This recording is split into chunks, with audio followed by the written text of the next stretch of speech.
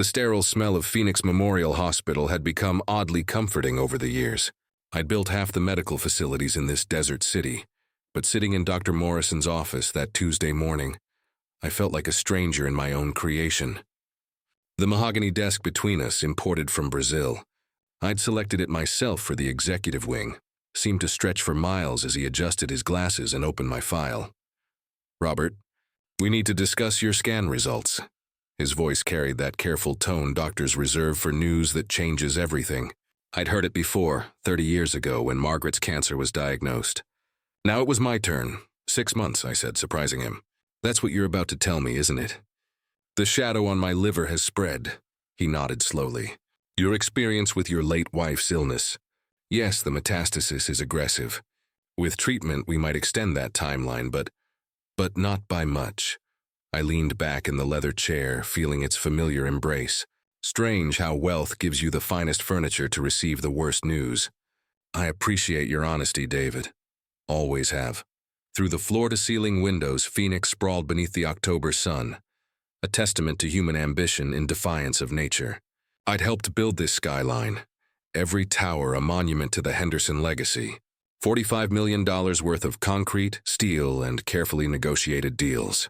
And my only son, Tyler, was sitting in Florence State Penitentiary, serving 8 years for financial fraud that had nearly destroyed everything 3 generations had built. "Robert, we should discuss treatment options.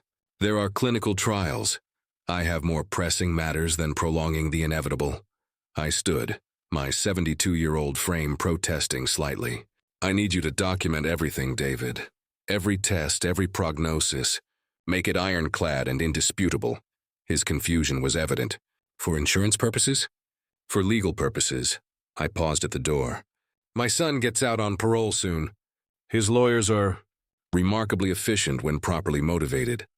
The walk through the hospital corridors felt different now, each step counting down from a finite number. Nurses nodded respectfully. The Henderson name carved into the donor wall commanded that, but I barely noticed. My mind was already 3 moves ahead, the way it had been when I'd turned a small construction company into an empire.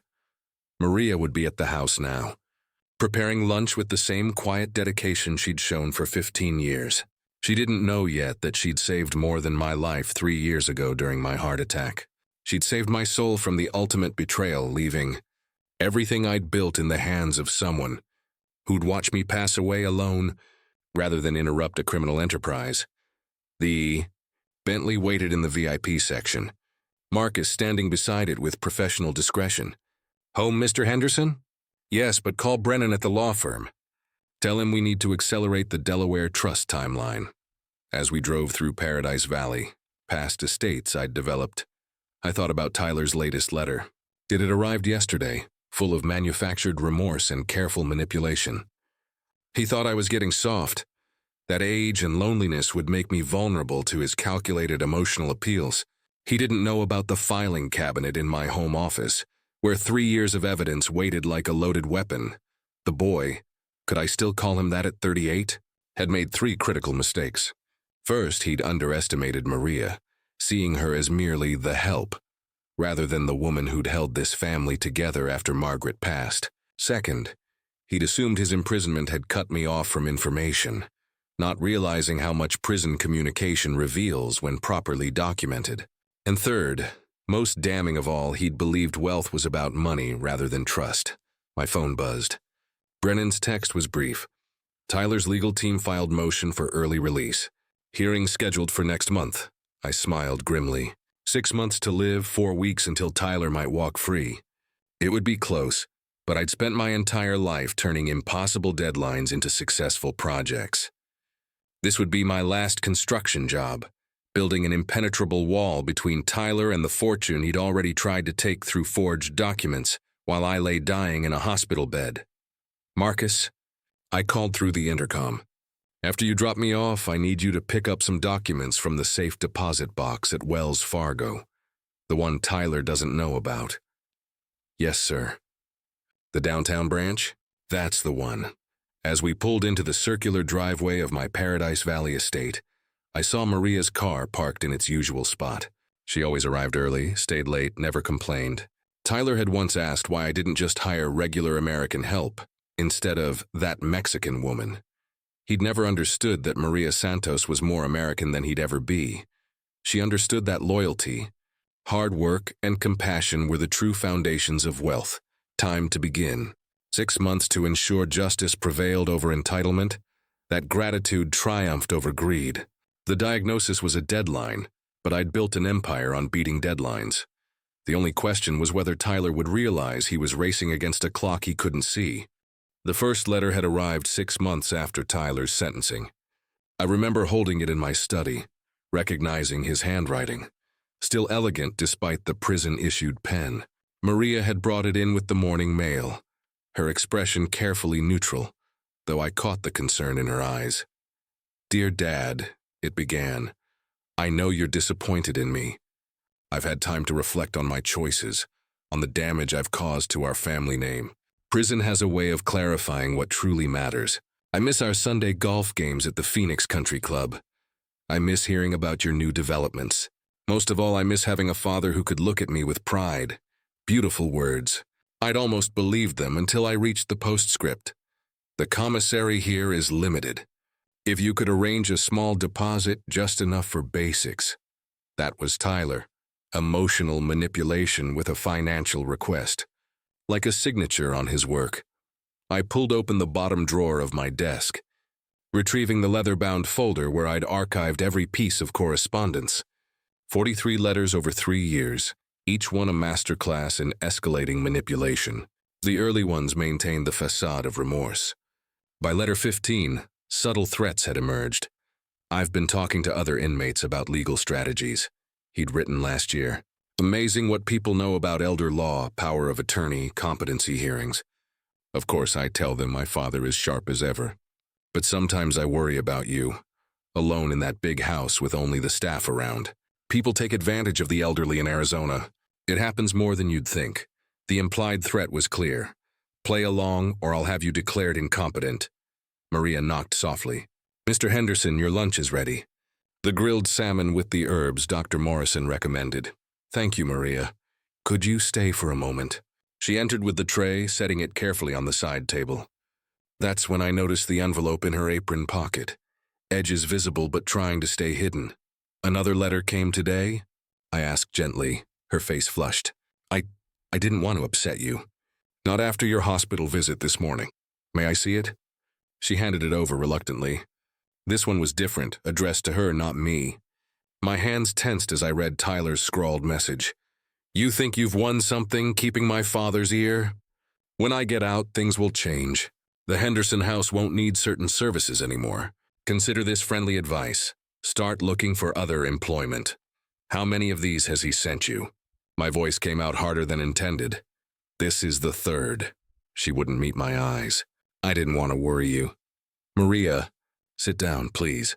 She perched nervously on the edge of the chair across from me, hands folded in her lap, the same hands that had compressed my chest rhythmically for 10 minutes until paramedics arrived, refusing to give up even when she must have been exhausted. "Tyler doesn't know I keep everything," I said, adding his threat to her to my collection. "Every letter, every phone call transcript, every commissary request. Did you know he's been corresponding with Mitchell Brennan's paralegal?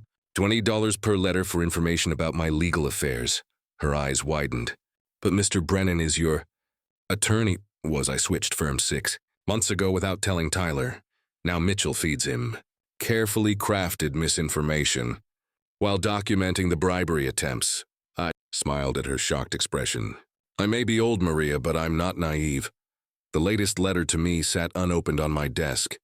I recognized the prison postmark, the way the envelope was slightly thicker, probably photos this time. Tyler had learned that family pictures were emotional weapons. I opened it carefully. Indeed, 3 photos fell out. Tyler at 5 holding a toy bulldozer at one of my construction sites. Tyler at his Harvard graduation, my arm around his shoulders. Tyler and Margaret at her last birthday before the cancer diagnosis. The letter itself was his masterpiece yet. Dad. I found these in my Cellmates magazine, an old article about Henderson Construction's family values. Remember when you told me that family was the only thing that outlasted buildings? I'm your blood, Dad. Your only child. Mom would have wanted forgiveness. She always believed in second chances. Don't let Maria poison you against your own son. She doesn't understand our family, our history. She's an employee, Dad. I'm your legacy. I set the letter down, my hands surprisingly steady. Through the window, I could see the pool house where Tyler had held his secret meetings, planning the fraud scheme that would eventually imprison him. He'd been so careful, but not careful enough to disable the security cameras I'd installed after Margaret passed. Mr. Henderson, Maria said quietly. Your son. He doesn't know, does he? About the trust, about your plans? He knows nothing. I took a sip of water, pills rattling in my afternoon medication container. He assumes I'm a sentimental old fool who'll eventually cave to emotional pressure. His letters reveal more than he realizes. Every manipulation attempt, every veiled threat, every attempt to bribe staff members. It's all evidence. The phone rang. Brennan's new firm. Robert, Tyler's legal team, just submitted a compassionate release petition citing your age and health. They claim you need family care, I almost laughed. File a response. Include letters 27 through 35, where he discusses putting me in a quality facility once he has power of attorney. After I hung up, Maria stood to leave, but I stopped her. The cameras recorded everything that night 3 years ago. Tyler on his phone, ignoring 17 calls. You performing CPR, everything. Her hand went to her chest. You never said. Some truths are more powerful when revealed at the right moment. Tyler's hearing is in 4 weeks. He's about to learn that every word he's written, every scheme he's plotted from that cell, has been building a case against him, not for him. I picked up his latest letter again, studying his handwriting. Still elegant, still confident, still underestimating his father. 3 years ago, October 15th. The date is carved into my memory deeper than any birthday or anniversary. It was a Thursday, unseasonably warm even for Phoenix. The kind of night when the desert air feels like breathing inside an oven.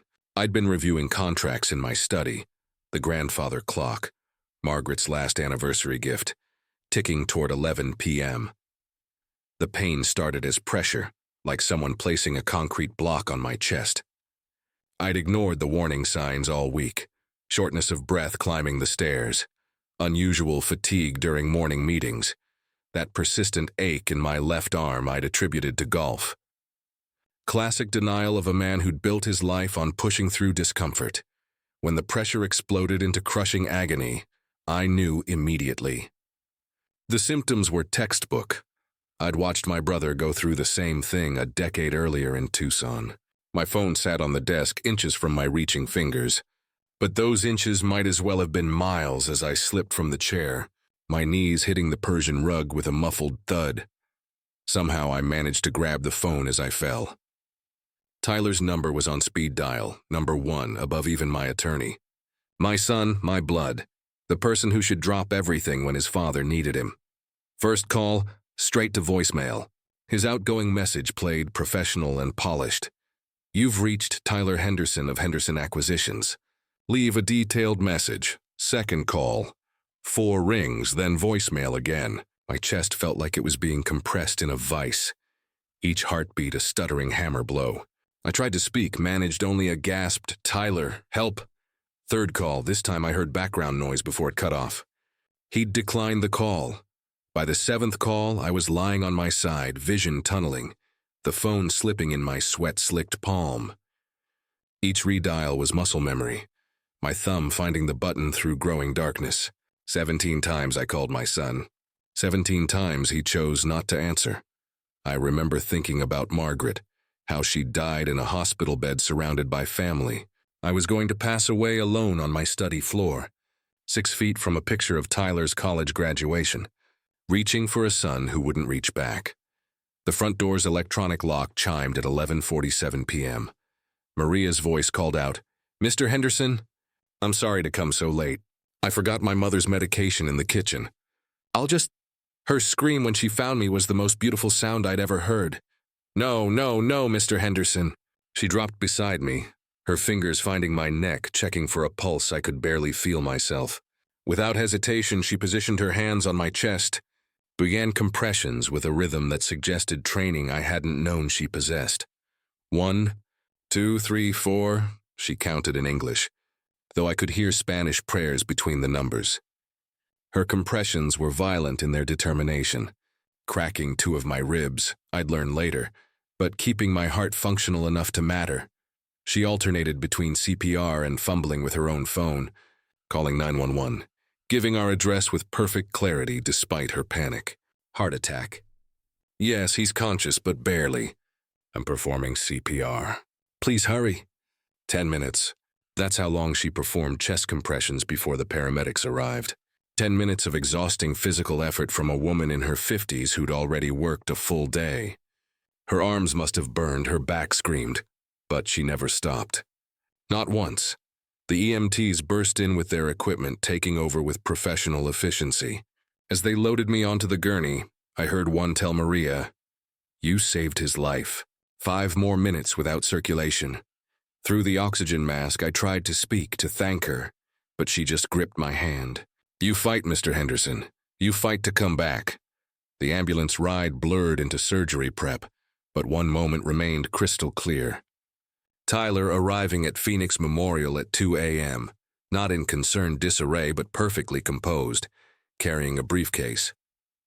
"Dad," he said, not asking how I was but stating, "I need you to sign these papers." Power of attorney, just temporarily, to keep the business running while you recover. Even through the morphine haze, I recognized the document, far more comprehensive than temporary anything. It would have given him complete control over everything. Finances, medical decisions, the company, all of it. Later, I managed to whisper. His frustration was barely concealed. "Dad, the doctors say you might need surgery." "Something happens." "Sir, you need to leave," Maria interrupted, stepping between us. "Mr. Henderson needs rest, not business discussions." Tyler's look at her was pure venom. "This is family business. You're just—" "She stays," I said with all the strength I could muster. "You go." Only after Tyler left did Maria tell me the truth. She'd tried calling him first before 911, thinking a son should know immediately. She'd heard him answer, heard the background noise of clinking glasses and laughter, heard him say, "Not now, I'm in the middle of something important," before hanging up. "I didn't want you to know," she said quietly. No father should know that, but I did know. And lying in that hospital bed, watching Maria fold herself into an uncomfortable chair because she refused to leave me alone, I made my first decision about my will. The woman who'd counted out my heartbeats, who'd fought death for me with her bare hands, deserved more than the man who'd counted me out for a business deal. Tyler visited twice more during my 5-day hospitalization, both times with documents to sign. Maria never left except to bring fresh clothes from home. The contrast wasn't lost on anyone, especially the nurses who whispered about the devoted employee and the absent son. 3 years later, I still have the recording from my home security system.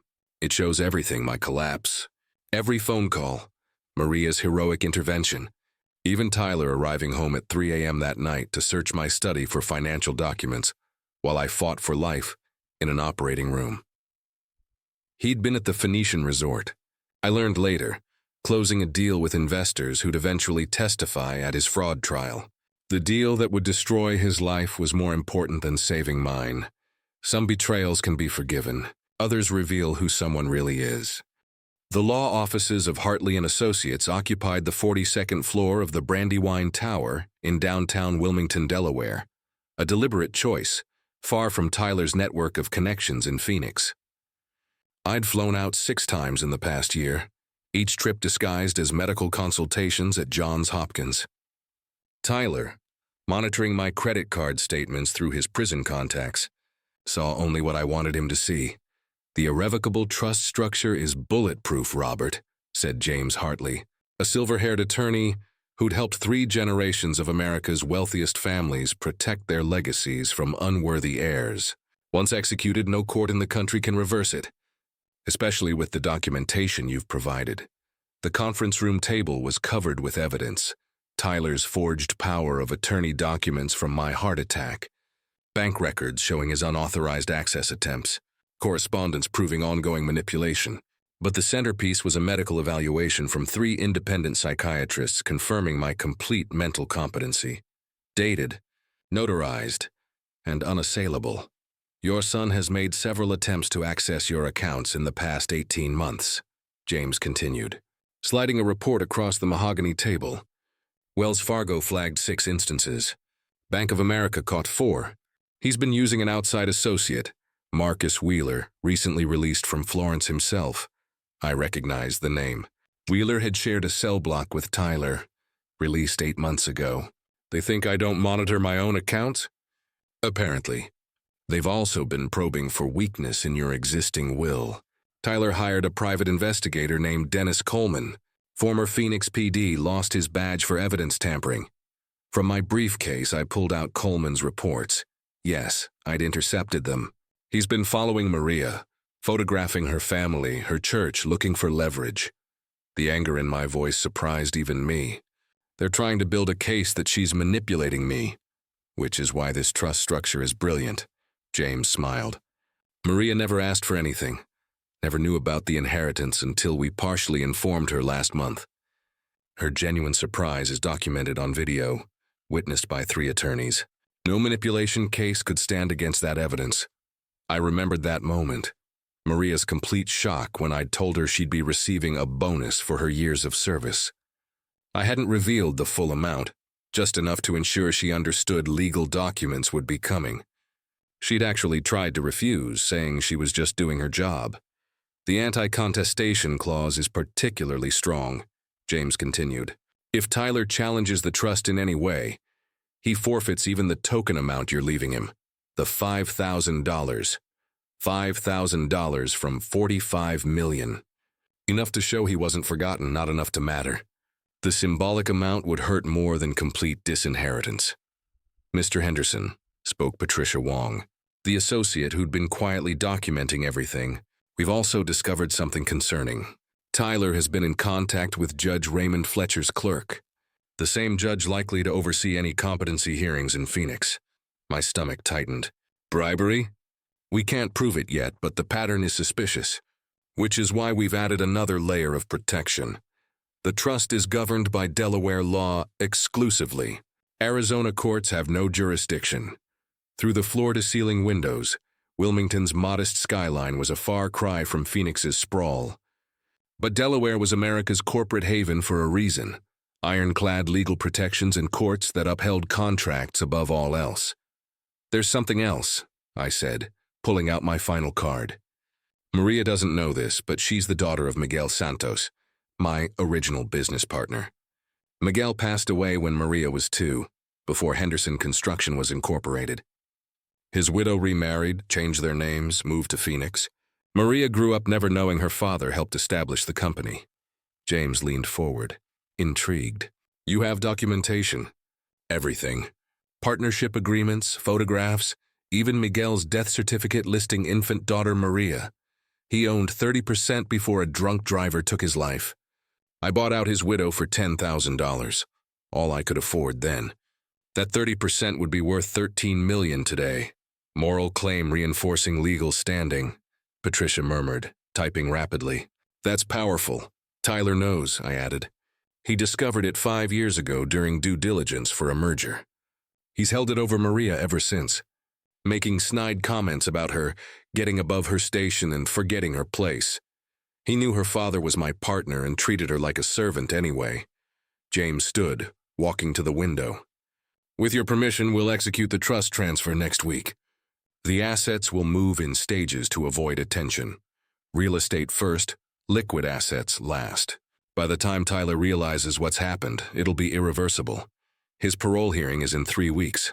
Perfect timing. He'll be focused on that, not on Delaware corporate filings. James turned back to me. Robert, I have to ask, are you certain? This is your son. I thought about those 17 unanswered calls, about Tyler searching my study while I was in surgery, about his treatment of Maria despite knowing her history. My son made his choice the night he let me lie dying while he closed a criminal deal. I'm simply responding to that choice. I signed the final documents with steady hands. Besides, Maria isn't just receiving money. She's receiving justice 40 years in the making. After the meeting, I sat in my hotel room at the Hotel DuPont, looking at an old photograph I'd carried for decades. Miguel Santos and me at our first job site. Both young and hungry, ready to build an empire. Miguel's daughter had saved my life with the same determination her father had shown building our company. Tyler would never understand that kind of loyalty. He'd grown up with everything handed to him, never learning that wealth wasn't about money.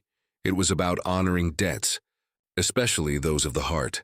My phone buzzed with a text from Maria. Mr. Henderson made your favorite soup for when you return. The house feels empty without you. Please travel safely. Then one from Tyler, through the prison email system.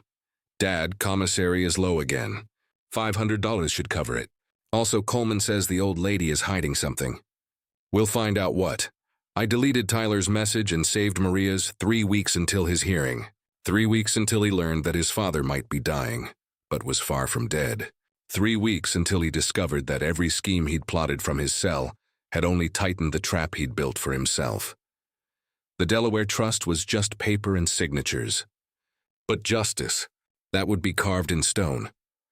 The drive to Florence State Penitentiary took 90 minutes from Paradise Valley, through desert that looked like Mars with saguaro cacti. I'd made this journey 8 times in 3 years, each visit carefully orchestrated. Today would be different. Today I knew about Tyler's network and he didn't know I knew. The waiting room smelled of industrial disinfectant and desperation. Families cluttered plastic chairs. Children too young to understand why Daddy lived behind glass. I signed in with the guard, a young man named Rodriguez who'd grown familiar with my visits. Mr. Henderson, your son's in booth 7 today. You have 1 hour. The reinforced glass between us had never felt more appropriate than when Tyler appeared. His orange jumpsuit impeccable despite the circumstances. He'd maintained his physique, his bearing. Prison had refined his sharp edges rather than dulling them. Dad. He picked up the phone, smile calculated for warmth. You look tired. The drive getting harder? I manage. I kept my voice neutral, watching his eyes. Margaret's eyes, which made this harder. How are you? Better, actually. My lawyer says the parole hearing looks promising. Model prisoner, they're calling me. He leaned forward conspiratorially. The warden's been surprisingly helpful. Turns out his nephew needs an internship in real estate. Classic Tyler. Always working an angle, even from prison. I pulled out my small notebook, the one he'd watched me carry for years, thinking it held business thoughts. He didn't know it documented every visit, every tell, every slip. Your mother would be pleased you're behaving, I said, testing. His jaw tightened almost imperceptibly. Tyler hated when I mentioned Margaret, knowing she'd died disappointed in him after discovering his first embezzlement at 23. The one I'd covered up, foolishly thinking it would be his only transgression. Speaking of family legacy, Tyler shifted topics smoothly. I've been thinking about the Phoenix properties, the Camelback Mountain development particularly. Coleman says there's been unusual activity there. Coleman. He'd just admitted to having his investigator watching my properties. I made a note while pretending to cough. Just routine maintenance. Maria's been coordinating with the property managers. Ah, yes, Maria. His tone sharpened. Dad, I'm concerned. She's been taking advantage of your condition. My condition. Your age. Your isolation. Coleman's noticed she's been staying later, having private conversations. There are legal terms for that kind of manipulation. Undue influence, elderly abuse. I almost laughed. Instead, I wrote down his words verbatim. Maria's been with us for 15 years, Tyler. Exactly my point. She's embedded herself. Did you know she's been seen at Hartley & Associates' Phoenix satellite office? My blood chilled, but I kept my face blank. There was no Phoenix satellite office. I'd met James Hartley in Delaware exclusively, which meant Tyler was fishing, testing what I knew. I wasn't aware they had a Phoenix office, I said truthfully. Tyler smiled, thinking he'd caught something. They don't, but someone's been telling Maria they do. She was seen entering a building claiming to meet with Delaware lawyers. Suspicious, don't you think? Now I understood. Tyler had fed Maria false information through someone in my house, then had Coleman follow her to see if she'd act on it. She hadn't because she knew nothing about Delaware. But Tyler had just revealed his spy network reached into my own home. Who told you this? I asked directly. Dad, I still have friends. People who care about your well-being. He paused strategically. Like Calvin in your kitchen staff. He's worried about you, Calvin Martinez. Hired 8 months ago, sterling references, quiet efficiency. Now I knew why he'd been so eager to work for a demanding, elderly employer. Calvin's a good employee, I said, making another note. Makes excellent coffee. He does. He also notices things. Like Maria removing documents from your study. Like her staying overnight when you're traveling. Tyler leaned closer to the glass. Dad, I'm trying to protect you. When I get out, if you get out. His mask slipped for just a moment, revealing something cold beneath. I will get out, Dad. My lawyers are confident. And when I do, things will need to change. For your protection, such as a full audit of household staff, a competency evaluation, just to prove you're fine, of course. Power of attorney arrangements for when you travel. Standard protections for a man of your age and wealth. Each suggestion was a threat wrapped in concern. I documented them all, my handwriting steady despite my anger. Tyler, let me ask you something. I set down my pen. The night of my heart attack, where were you? His preparation showed. At the Phoenician, closing the Morrison deal. Dad, I've apologized. If I'd known, you did know. You declined 17 calls. My phone was on silent. The meeting was crucial. More crucial than your father's life? He had the audacity to look hurt. That's unfair. I came to the hospital immediately when I heard. At 2 a.m. with legal documents. Someone had to protect your interests. I stood to leave. My interests were lying on an operating table while you were searching my study. Yes, Tyler, I know about that too. His face flushed.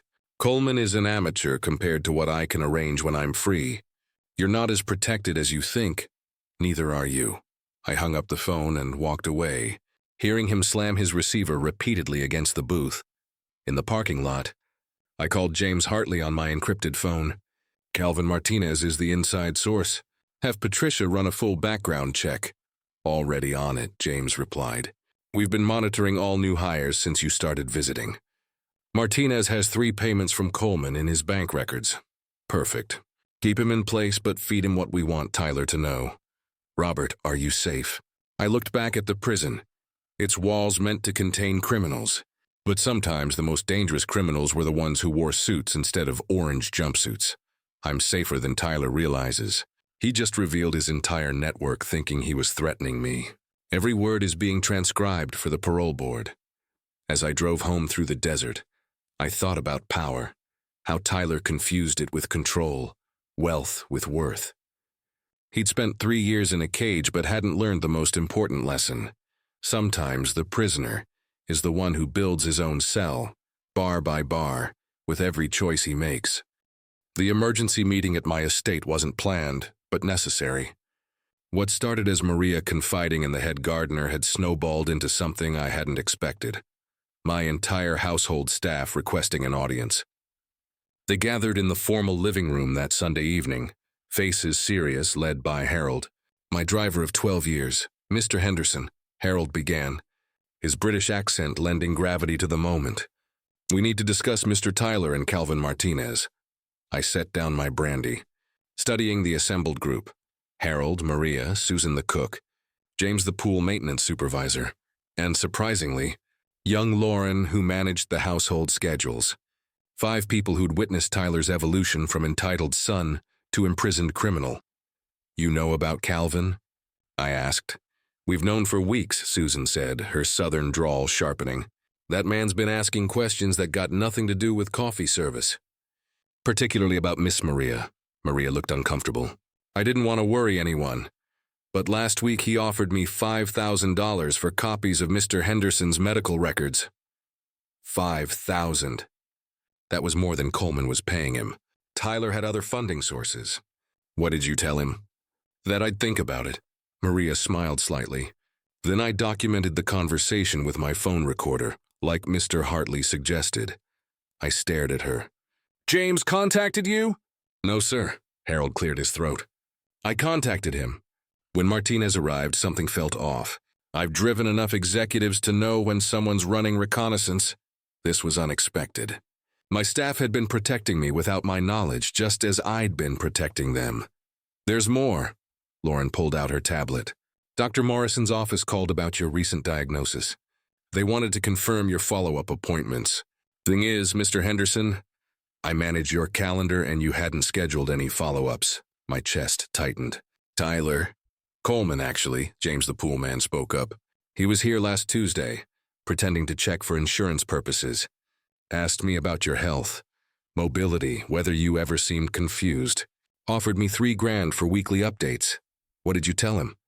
That you beat me at chess every Thursday and still swim 40 laps daily. James grinned.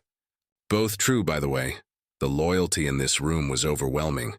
These people, whom Tyler dismissed as the help, had formed a protective circle I hadn't known existed. We need to be smart about this, Harold said. If we all suddenly refuse to cooperate, Tyler will know we're on to him. I propose we give them information. Controlled, harmless, but convincing. Disinformation, I mused. What kind? Tell them I'm getting confused, Maria suggested. That I'm taking advantage, just like Tyler suspects. Let him think he's winning. Absolutely not. That puts you at risk. I'm already at risk, Maria said firmly. But if Tyler thinks I'm the villain, he won't see the real threat. Which is? The doorbell rang before anyone could answer. Lauren checked her tablet. That would be Assistant District Attorney Michael Torres and Judge Fletcher's wife? The room fell silent. Judge Fletcher, the one Tyler had been trying to influence. Send them in, I said, pieces clicking together. Michael Torres entered first, the prosecutor who'd sent Tyler away, followed by an elegant woman in her 60s, Patricia Fletcher. Robert, Michael shook my hand.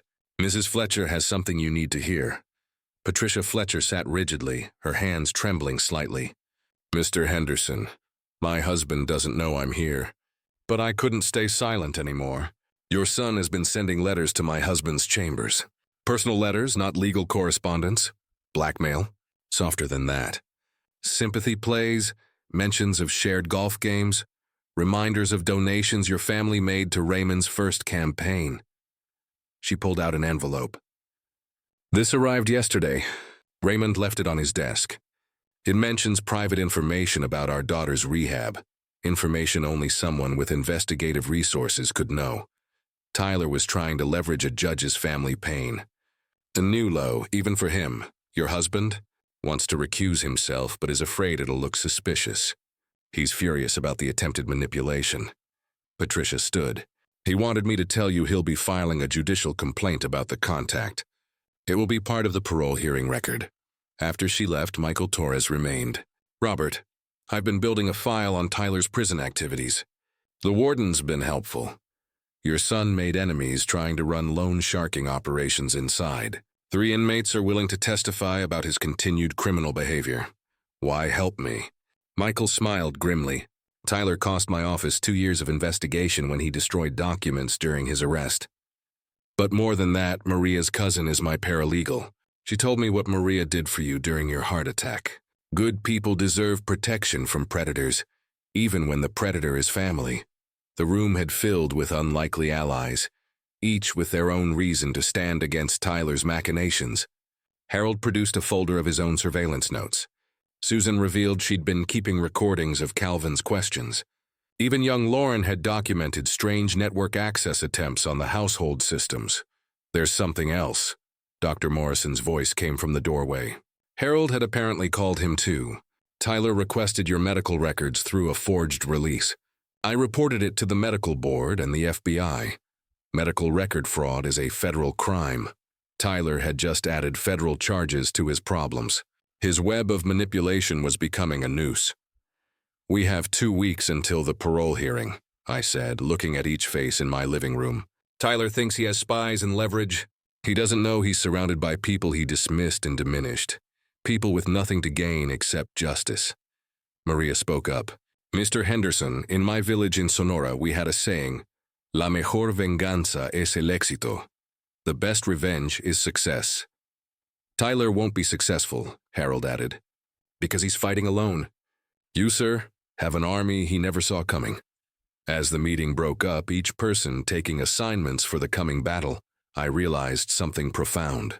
Tyler had spent his life believing money created loyalty. He never understood that loyalty came from respect, kindness, and recognizing people's worth beyond their service. In 2 weeks, he'd learned that lesson in the most devastating way possible, from the witness stand, as every person he'd dismissed as beneath him stood up to tell the truth about who he really was.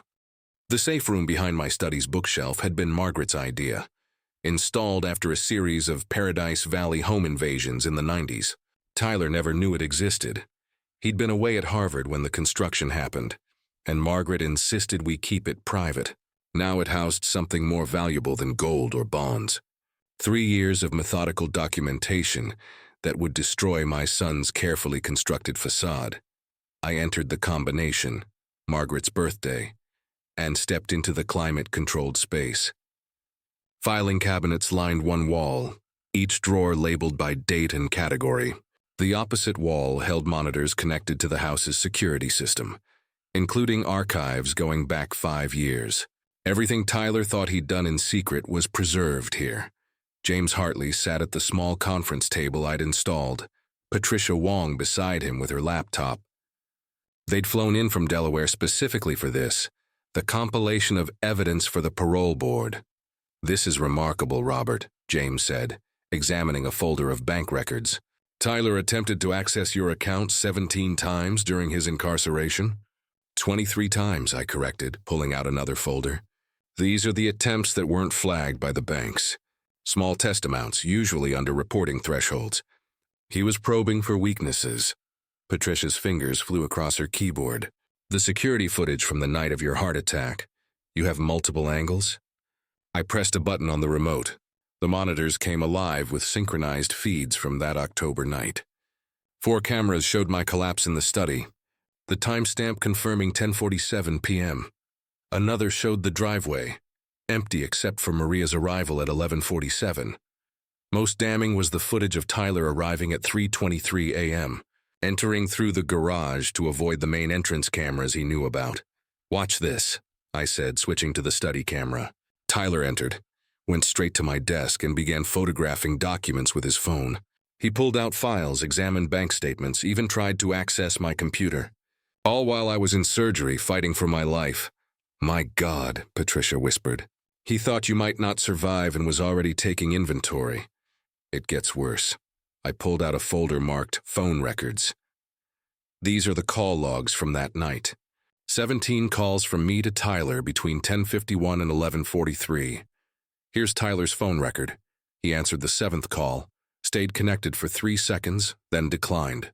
He knew I was calling repeatedly and chose to ignore it. James examined the records. This proves conscious disregard. He wasn't unreachable. He actively chose not to help.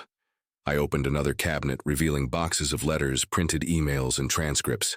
Every prison communication, organized chronologically. Notice how the tone evolves. Remorse to manipulation to threats. Letter 37 is particularly interesting. Patricia read it aloud. "Dad, I've been thinking about estate planning. A man your age should have everything in order. I've asked Coleman to recommend some excellent facilities in Scottsdale.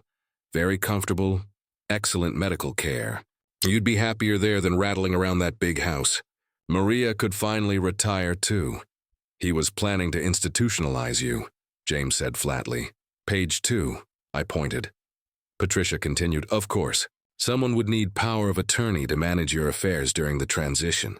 As your only family, that responsibility would naturally fall to me." "This was written 6 months ago," I noted, "before he knew about my diagnosis. He was already planning to have me declared incompetent." The next folder contained Coleman's reports, intercepted through methods I preferred not to detail. The private investigator had been thorough, photographing Maria's family, documenting her church attendance, even following her grandson to school. "This is stalking," Patricia said, disgusted. "Criminal harassment." "Coleman doesn't know I have copies," I said. "Neither does Tyler. They still think their operation is covert." James pulled out another document. "What's this? Henderson Construction, Original Partnership Agreement?" "The smoking gun." I spread out the aged papers. "Miguel Santos, Maria's father, was my founding partner. Look at the signature page. Equal partners until his death.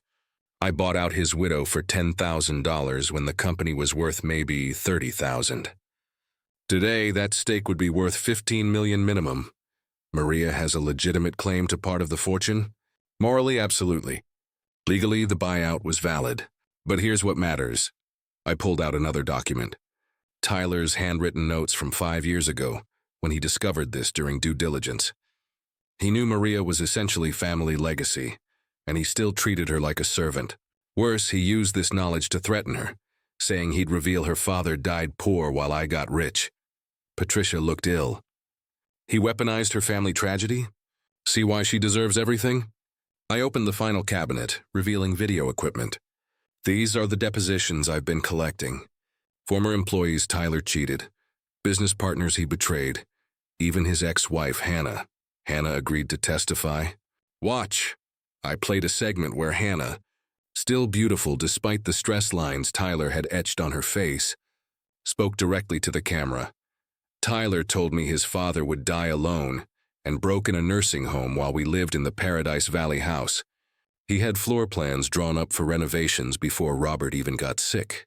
He used to joke about putting something in Robert's coffee to speed things along. I thought he was joking. Now I'm not sure. James stood, pacing to the window. This goes beyond financial manipulation. This suggests possible attempted murder. I can't prove he ever acted on those thoughts, I said carefully. But the pattern is clear. Tyler saw me as an obstacle to wealth, not as a father. The security footage from last month, Patricia said suddenly. You have Calvin Martinez on camera. I pulled up the feed. There was Calvin, in my study at 2 a.m. photographing documents. Another showed him installing something under my desk, a listening device we'd later discovered. We left it in place, I explained. Fed him false information about moving assets to local banks. Tyler took the bait.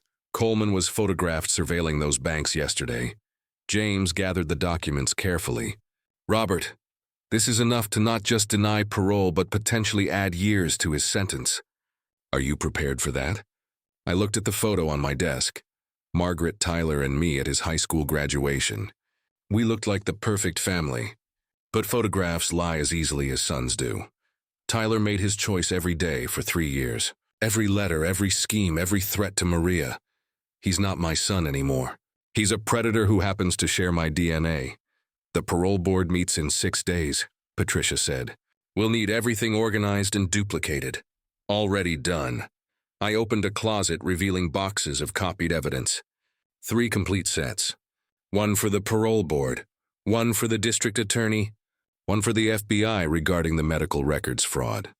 As we worked through the night, organizing the evidence that would bury Tyler's hopes of freedom, I thought about justice. Not revenge, that was Tyler's currency. Justice was about protecting the innocent from predators, about ensuring that actions had consequences, about revealing truth no matter how painful. The Henderson dossier wasn't just evidence. It was 3 years of a father discovering his son was a monster, documented one betrayal at a time. The parole hearing room at Florence felt like a courthouse, with wood paneling that tried to mask the institutional coldness. I arrived early, my suit carefully chosen. Conservative, expensive, but not ostentatious. The same suit I'd worn to Margaret's funeral, though Tyler wouldn't remember that detail. Tyler entered in a pressed shirt and tie, his prison uniform replaced for the occasion. His lawyers, 2 sharks from Phoenix's most aggressive firm, flanked him. He saw me and smiled, that practiced expression that never reached his eyes. Dad, he mouthed, playing the devoted son. The parole board consisted of 3 members, Chairman Roberts, a former prosecutor, Ms. Chen, a victims' rights advocate, and Mr. Williams, a retired corrections officer. They'd already reviewed the basic file, but they hadn't seen what I'd brought. This hearing will determine whether Tyler Henderson, prisoner 78453, should be granted early release after serving 3 years of an 8-year sentence for wire fraud and embezzlement, Chairman Roberts announced. Mr. Henderson, you may present your case. Tyler's lead attorney, David Kushner, stood with practiced confidence. Members of the board, Tyler Henderson has been a model prisoner. He's completed anger management courses, led financial literacy classes for fellow inmates, and maintained perfect behavioral records. He has family support. His father is here today and a job waiting at his family's company. I almost laughed at that last fabrication.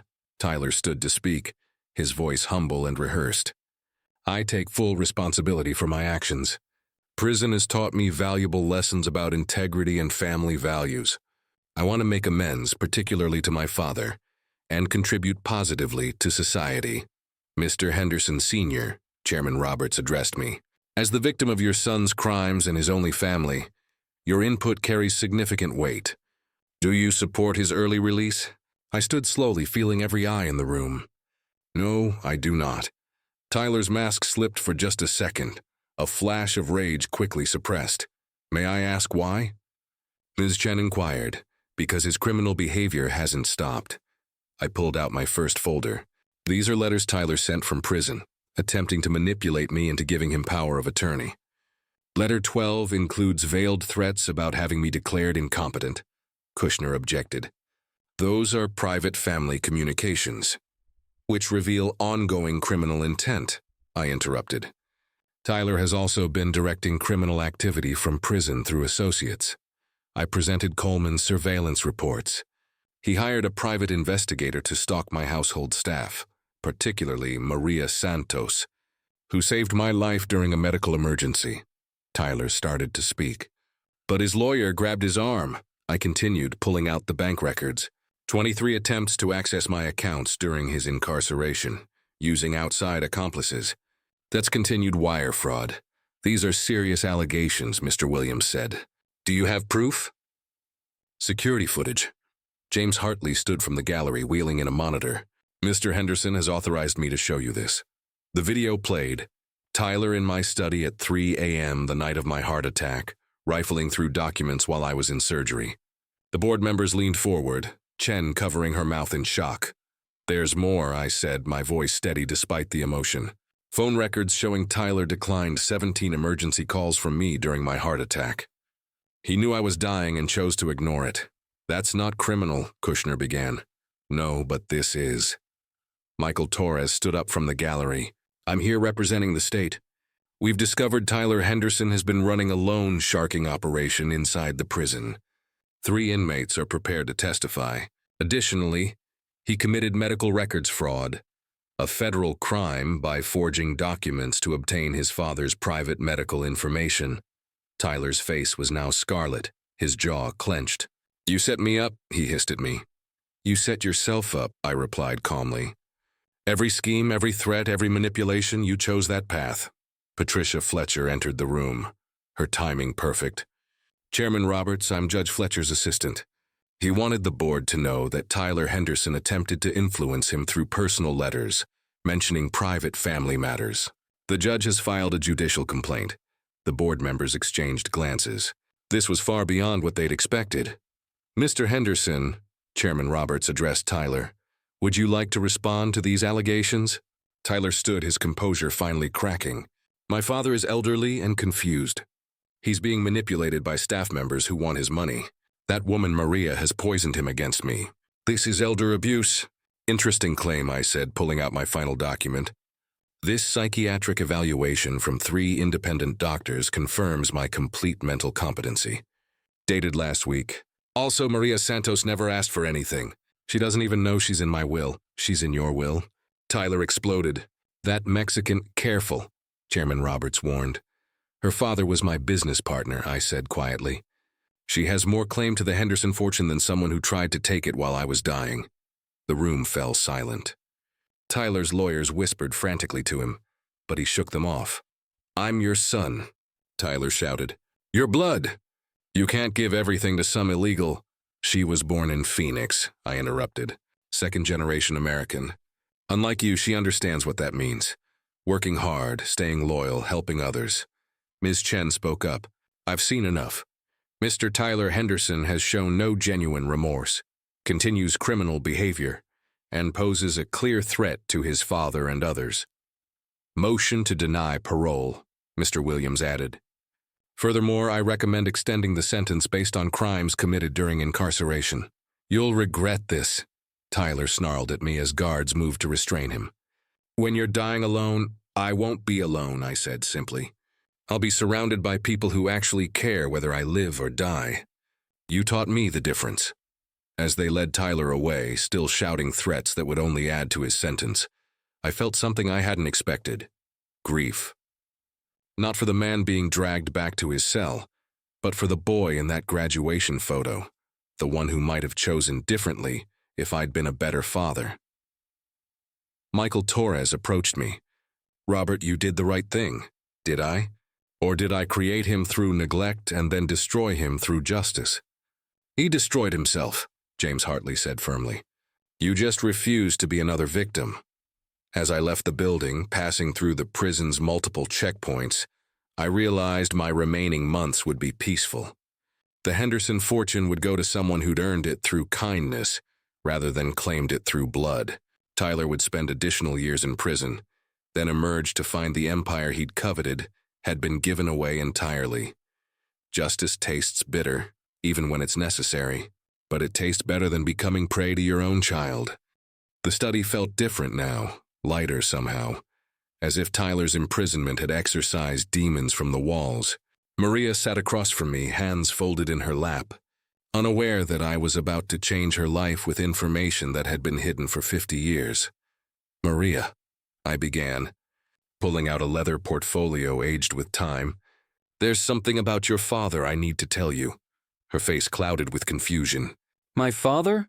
"But Mr. Henderson, he passed when I was 2. My mother said he worked construction." "He did." I opened the portfolio, revealing black and white photographs. "With me. Look." The first photo showed 2 young men at a construction site, arms around each other's shoulders, grinning at the camera. Both wore hard hats with Santos and Henderson Construction painted on them. Maria's hand went to her mouth. That's Papa, Miguel Santos, my best friend, my partner, and the real founder of this empire." I laid out more photos. Miguel and me signing papers, Miguel operating an excavator, Miguel shaking hands with our first major client. "Your father wasn't just a construction worker, Maria. He owned 50% of the company." Tears were flowing down her face now. "But how? Why didn't anyone tell me?" I pulled out the original partnership agreement, Miguel's signature, bold and confident. "Your father had a gift for reading land, knowing where Phoenix would grow.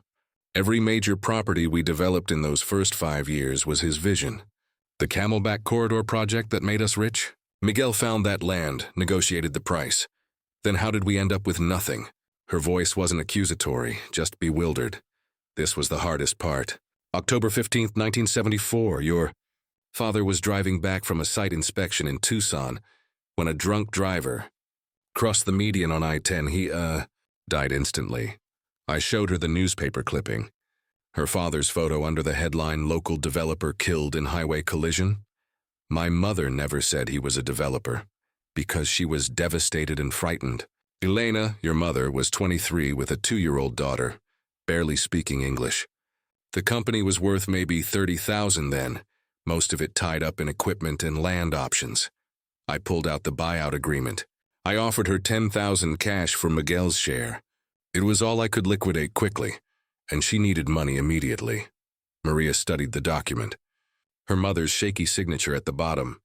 "I tried to give her more later," I continued, "when the company started succeeding. But she'd remarried, moved to South Phoenix, wanted to forget the past. She returned every check uncashed." "She was proud," Maria whispered. "Always too proud. Tyler discovered this 5 years ago during due diligence for a merger. He saw your last name, did the research, found the connection." I handed her another document, Tyler's handwritten notes. "He knew you were essentially corporate royalty, and he treated you worse because of it." Maria read Tyler's notes, her face hardening at his cruel comments about keeping the help in their place, about how amusing it was that she cleaned the house her father should have owned. "But there's more," I said, opening a safe I'd installed last month. "Your father was brilliant with investments. Before he died, he'd put $5,000, everything he'd saved, into a trust for you. He asked me to manage it if anything happened to him." I pulled out a thick folder of investment statements. "Maria, I've been managing that trust for 48 years, reinvesting dividends, following the strategies Miguel and I developed together. Would you like to know what $5,000 becomes after nearly 5 decades of compound growth? She nodded, speechless. $8.7 million. The folder slipped from her numb fingers. That's impossible. It's math. And your father's vision. I showed her the statements. IBM in 1975. Microsoft in 1986. Apple in 1997. Google at IPO. Every investment we'd discussed before he died, I made in the trust. It's been waiting for you. Why now? Why tell me now? Because I'm dying, I said simply. And because Tyler's cruelty made me realize I'd been complicit in a different kind of injustice. You grew up poor while sitting on millions. You cleaned houses that should have been yours. You saved my life thinking you owed me something, when really I owed you everything. Maria stood abruptly, walking to the window. Outside, the Phoenix skyline stretched toward Camelback Mountain, developments her father had envisioned decades ago. The Henderson Trust in Delaware, she said slowly. The one you won't tell me details about. How much are you leaving me? Everything else. Roughly $36 million after taxes. She spun around. No, absolutely not. That's Tyler's inheritance. Tyler tried to let me die. You saved my life. Tyler spent 3 years scheming to take everything. You spent 15 years never asking for anything. I stood, joining her at the window. But more than that, this is justice delayed. Your father's vision built this empire. His daughter deserves to benefit from it. Tyler will contest it. He'll destroy my life fighting this? No, he won't. I smiled grimly. Because if he challenges the will in any way, I've arranged for every document about his crimes to be released publicly. Every letter, every scheme, every surveillance video. His only chance at a life after prison is to accept the $5,000 I'm leaving him, the exact amount Miguel's trust started with, and disappear. Maria was sobbing now, the weight of revelation overwhelming her. My children, my grandchildren. I can send them to college. You can buy the college, I corrected. Maria, you're about to become one of the wealthiest women in Arizona. And unlike Tyler, you've earned it through love, loyalty, and labor. She looked at me with those eyes that had shown such concern the night of my heart attack. Mr. Henderson, Robert, what am I supposed to do with all of it? Whatever your father would have done. Build something. Help people. Create jobs. Turn wealth into worth. I handed her a business card. James Hartley will explain everything when the time comes. But know this, you're not receiving a gift. You're receiving a restoration of what should have always been yours. That evening, as Maria left for home, her last months of working for me, though she didn't know it yet, I sat in Miguel's chair, the one I'd kept in my study for 48 years. Tomorrow, I'd take Maria to the cemetery, to her father's grave, where I'd placed flowers every October 15th since 1974. She'd finally understand why the headstone read, Miguel Santos, Builder of Dreams. Foundation of an empire, Tyler thought blood made family. He never understood that family was made by those who stood by you when you had nothing left to give. Maria had proven that the night she refused to let me die. Soon she'd have the resources to prove what a Santos could build, when given the chance her father never got. The truth about Maria wasn't just that she deserved the Henderson fortune.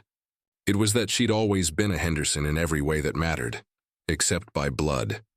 And blood, I'd learned too late, was the least important part of family. The law offices of Hartley and Associates hummed with purposeful energy as the Delaware Trust officially activated. 6 months had passed since my diagnosis, 4 months since Tyler's parole was denied, and his sentence extended by 3 years. I sat in the conference room, significantly thinner but clear-minded, watching James Hartley hand Maria the documents that would transform her from housekeeper to philanthropist. The Henderson Family Trust is now officially transferred, James announced. Ms. Santos, you are the sole beneficiary of all assets except for the specific bequest to Tyler Henderson. Maria, dressed in a simple navy suit rather than her usual work clothes, signed with a steady hand.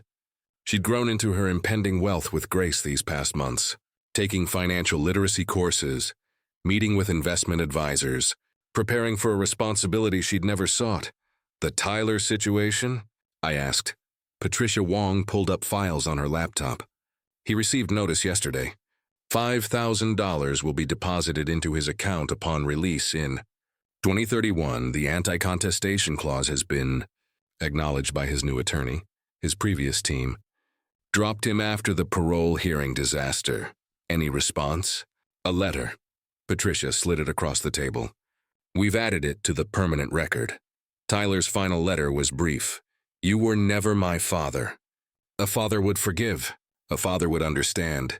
I hope your Mexican charity case makes you proud in whatever time you have left. Don't expect me at your funeral. I folded it carefully, feeling nothing.